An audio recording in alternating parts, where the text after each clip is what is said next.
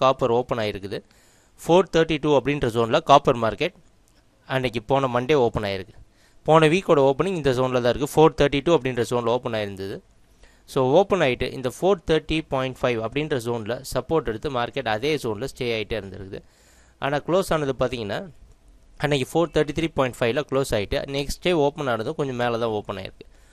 Open ஆகிட்டு கண்டினியூஸாக மேலே போன மார்க்கெட் 438.4 அப்படின்ற ஜோன் பக்கத்தில் 438.45 இல்லை 438.5னே நம்ம அப்ராக்சிமேட்டாக வச்சுக்கலாம். இந்த ஜோனில் இதுதான் போன வீக்கோடைய ஹை. போன வீக் காப்பர் மார்க்கெட் கிரியேட் பண்ண ஹை இதுதான் 438.5 அப்படின்ற ஜோனில். ஸோ நெக்ஸ்ட் டே மார்க்கெட் மேலே போகும் தான் எதிர்பார்த்தோம். பட் ஆனால் அது மேலே போகல. அது என்ன ஆயிருக்குன்னு பாருங்கள். அடுத்த நாள் ஓப்பன் ஆனதுக்கப்புறமா கண்டினியூஸாக திருப்பி ட்ராப் ஆகிட்டு இந்த 433.5 அப்படின்ற இடத்துல சப்போர்ட் எடுத்துருக்குது. சப்போர்ட் எடுத்து கீழே க்ளோஸ் ஆகிருக்கு. ஸோ அடுத்த நாளும் பார்த்தீங்கன்னா அது சேம் ஜோன் எங்கே ஓப்பன் ஆகிடுச்சு க்ளோஸ் ஆச்சோ அதே, அதாவது 28 அன்றைக்கி ஓப்பன் ஆகிட்டு போன அடுத்த, அதாவது 27 எங்கே சப்போர்ட் எடுத்ததோ இந்த இடத்துலேயே சப்போர்ட் எடுத்துகிட்டு கம்ப்ளீட்டாக திருப்பி மேலே போயிட்டு போன வீக்கோடைய நம்ம மென்ஷன் பண்ணியிருந்தோம் முன்னாடி போன வீக் எந்த ஹையில் போயிருக்கு அப்படின்னு பாருங்கள். இந்த ஜோனில் போயிட்டு இதுக்கு மேலே போக முடியாமல் இருந்தால் அதே ஜோனில் ஓப்பன் ஆகிருக்கு. ஓப்பன் ஆகிட்டு கிட்டத்தட்ட அங்கேருந்து கம்ப்ளீட்டாக ட்ராப் ஆகிருக்கு. இது ஃப்ரைடே மார்க்கெட். ஃப்ரைடே வந்து மேலே ஓப்பன் ஆகிட்டு கம்ப்ளீட்டாக மேலே போகணும்னு எக்ஸ்பெக்ட் பண்ணியிருந்தோம். பட் அது ஓப்பன் ஆனதுலேருந்து கம்ப்ளீட்டாக ட்ராப் ஆகிட்டு நல்லா கீழே 432 வரைக்கும் ட்ராப் ஆகிட்டு திருப்பி பவுன்ஸ் பேக் ஆகி கம்ப்ளீட்டாக மறுபடியும் ரிகவர் ஆகிருக்கு. ஸோ ரிகவர் ஆகிட்டு 437 அப்படின்ற ஜோனில் க்ளோஸ் ஆகிருக்கு. ஸோ இதுலேருந்து என்ன தெரியுதுன்னா போன வீக் எங்கே ஓப்பன் ஆகிருக்குன்னா 432 இந்த ஜோனில் ஓப்பன் ஆனது. ஃப்ரைடே எங்கே க்ளோஸ் ஆகிருக்குன்னு பாருங்கள், 437ல் க்ளோஸ் ஆகிருக்கு. போன வீக் கம்ப்ளீட்டாக கன்சால்டேஷன் சொல்லிக்கலாம். கன்சால்டேஷன் ரெண்டுமே இருந்தது, பையிங்கும் இருந்தது செல்லிங்கும் இருந்தது. ஸோ 38லேருந்து கீழே பையிங்கும் இருந்திருக்கு, நல்ல ஸ்ட்ராங் செல்லிங் 438லேருந்து ஸ்ட்ராங் செல்லிங் இருந்திருக்கு, 432ன்ற ஜோனில் பையிங்கும் இருந்திருக்கு. ஸோ போன வீக் நம்ம என்ன எக்ஸ்பெக்ட் பண்ணியிருந்தோம் 444 அப்படின்ற டார்கெட் ரீச் ஆகும்னு எக்ஸ்பெக்ட் பண்ணியிருந்தோம். ஆனால் போன வீக் வந்து ஃபுல்லாக கன்சால்டேட் ஆகிட்டு, ஆனால் ஃபேவரபுளாக இதுக்கு தான் சொல்கிறது, ஃபேவரபுளாக நம்ம ட்ரெண்டுக்கு ஃபேவராக ட்ரேட் பண்ணுறது அப்படின்றது இதுதான்.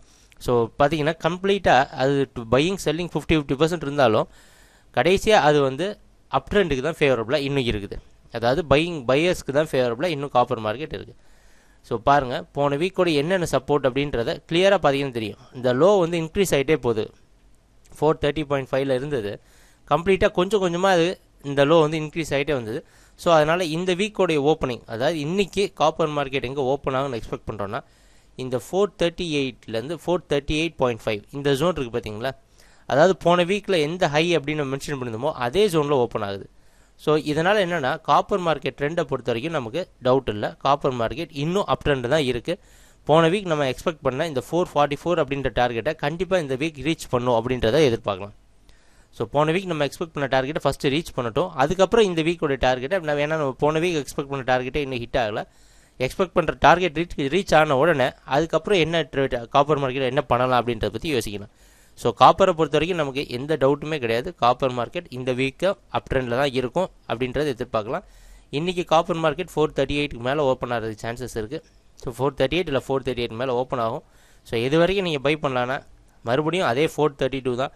432 அப்படின்ற ஜோன் வரைக்கும் பை பண்ணலாம். காப்பர் வந்து செல்லிங்க்கு கன்ஃபர்மேஷன் வரணும் அப்படின்னா இந்த 432 அப்படின்ற ஜோனை பிரேக் பண்ணி கீழே ஒரு க்ளோசிங் வந்துடுச்சுன்னா காப்பர் மார்க்கெட் செல்லிங் வந்திருக்குன்னு அர்த்தம். ஸோ அது வரைக்கும் 432 பிரேக் பண்ணிவிட்டு, அதாவது 432 வந்து ஸ்டே ஆகிட்டு அதை பிரேக் பண்ணிட்டா பார்த்தீங்கன்னா மேலே க்ளோஸ் பண்ணுறது அங்கே கணக்கில் இல்லை. ஸோ 432 பிரேக் பண்ணிட்டு கீழே க்ளோசிங் இருக்கணும். ஸோ அப்போ தான் காப்பர் மார்க்கெட் செல்லிங் ஒன்று எடுத்துக்கலாம். அது வரைக்கும் காப்பர் பையிங்கில் தான் இருக்கும். 432 வரைக்கும் தாராளமாக நீங்கள் பை பண்ணலாம். ஆவரேஜிங் பண்ணுறப்போ சரி, எக்ஸ்போஷர் யூஸ் பண்ணுறப்போ பார்த்து யூஸ் பண்ணுங்கள். கண்டிப்பாக இந்த வீக்கோடைய நம்ம டார்கெட் போன வீக் எக்ஸ்பெக்ட் பண்ணி இந்த டார்கெட்டை இந்த வீக் சீக்கிரமாக ரீச் ஆகிட்டு மறுபடியும் நம்ம இந்த வீக்லி டார்கெட்டை திருப்பி அசைன் பண்ணிப்போம். ஸோ ட்ரேட் பண்ணுறப்போ பார்க்கலாம் என்னென்ன சேஞ்சஸ் நடக்குதுன்னு. Thank you. Bye.